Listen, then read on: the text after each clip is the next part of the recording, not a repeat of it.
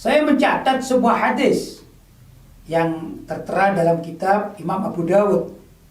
Ini terkait dengan hukum bagaimana sih seorang yang mencaci Nabi Muhammad SAW di zaman beliau masih hidup.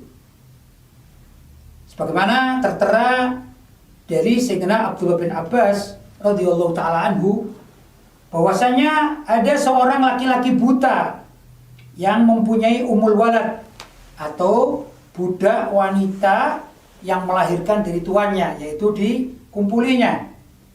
Yang biasanya budak ini mencaci Rasulullah SAW dan merendahkannya. Adapun lelaki tersebut, maksudnya adalah sahabat yang buta tadi itu telah mencegahnya. Namun ia atau umul walad, si budak tadi itu tidak mau berhenti. Maka sahabat Nabi SAW tadi juga telah melarangnya. Namun tetap saja si budak miliknya itu kembali mencaci Rasulullah SAW. Lantas sahabat lelaki itu mengambil pedangnya, itu mirwal adalah pedang yang kecil, kemudian menusukkan ke perut si wanita tadi atau budaknya, dan beliau juga menekan perutnya hingga membunuhnya, sehingga darahnya itu keluar tercecer di tempat tidurnya. Pada pagi harinya peristiwa ini disebutkan atau diceritakan kepada Rasulullah SAW, dan beliau Nabi Muhammad mengumpulkan orang-orang yang ada di sekelilingnya. Atas bersabda, "Aku bersumpah dengan nama Allah agar lelaki yang melakukan perbuatan ini berdiri sekarang juga di hadapanku," kata Nabi Muhammad SAW. Lantas lelaki buta itu berdiri dan berjalan melewati orang-orang dengan gemetar sehingga ia duduk di hadapan Rasulullah SAW. Dan lelaki itu mengatakan, "Wahai Rasulullah, akulah pembunuhnya." Wanita itu biasa mencaci dan merendahkanmu. Aku sudah mencegahnya namun dia tidak menghiraukan. Aku melarangnya, dia tidak mau berhenti.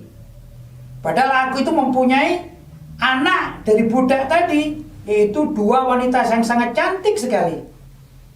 Dia bagaikan mutiara.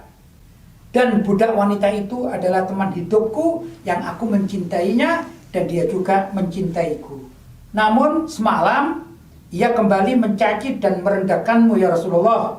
Kemudian aku mengambil pedangku, lalu aku tikamkan di perutnya dan aku tekan dia hingga mati terbunuh. Nabi Muhammad SAW bersabda, "Saksikanlah bahwa darah wanita itu sia-sia." Hadis ini diriwayatkan oleh Imam Abu Dawud pada nomor 4361, juga dalam riwayat Imam An-Nasai pada nomor 4070 serta imam-imam yang lainnya. Para ulama menerangkan bahwa umul walad atau wanita budak itu adalah seorang kafir zimmi, tapi karena mencaci Rasulullah SAW dan dibunuh oleh pasangannya yaitu sahabat yang buta tadi, ternyata Rasulullah SAW tidak marah kepada si pembunuh, tidak ingkar kepada si pembunuh, bahkan mengatakan darah dari wanita yang menghina beliau ini adalah darah yang sia-sia. Dari hadis ini diambil kesimpulan oleh para ulama bahwa sukutun Nabi fi hadhil mas'alah hukmun. Diamnya Nabi dalam masalah ini adalah menjadi hukum, artinya orang yang menghina Nabi itu berhak untuk dihukum mati. Karena itu bagi para penegak hukum, bila mana mendengarkan ada pihak yang mencaci dan menghina Rasulullah SAW, maka hendaklah penegak hukum tersebut melaksanakan hadis ini, yaitu pengadilan agama menentukan fatwa mati bagi si penghina Rasulullah SAW.